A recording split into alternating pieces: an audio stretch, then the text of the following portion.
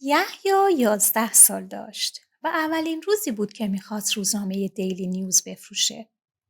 در اداره روزنامه متصدی تحویل روزنامه ها و چند تا بچه همسال خودش که اونها هم روزنامه میفروختن چند بار اسم دیلی نیوز رو براش تلفظ کردند و او هم فوری اون رو یاد گرفت و به نظرش اون اسم به شکل یک دیزی اومد.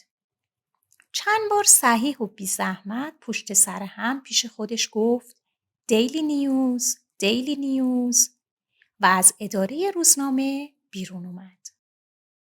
به کوچه که رسید شروع کرد به دویدن. فریاد میزد دیلی نیوز، دیلی نیوز. به هیچ کس توجه نداشت. فقط سرگرم کار خودش بود.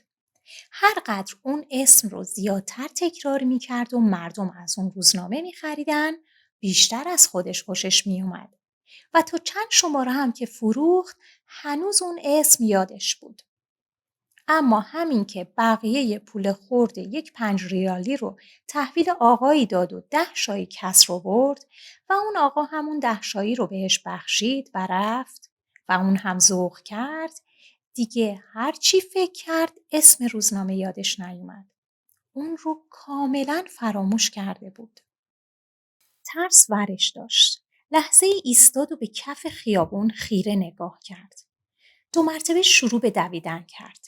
باز هم بدون اینکه صدا کنه چند شماره ازش خریدن.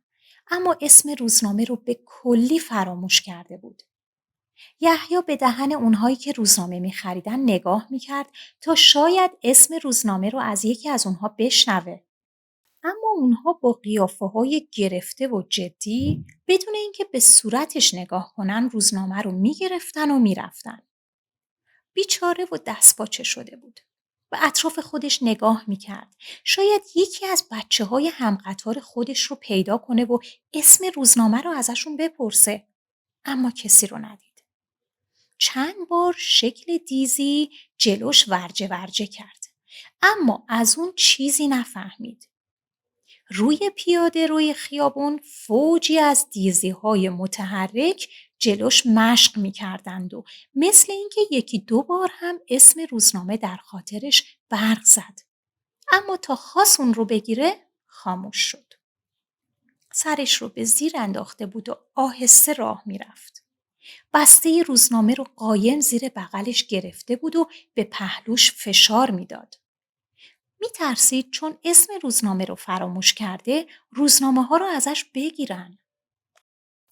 میخواست گریه کنه اما اشکش بیرون نیومد. میخواست از چند نفر آبر بپرسه اسم روزنامه چیه اما خجالت میکشید و میترسید. ناگهان قیافش عوض شد. نیشش باز شد و از سر و صورتش خنده فرو ریخت. پا گذاشت به دو و فریاد میزد پیریموس، پیریموس. اسم روزنامه رو یافته بود.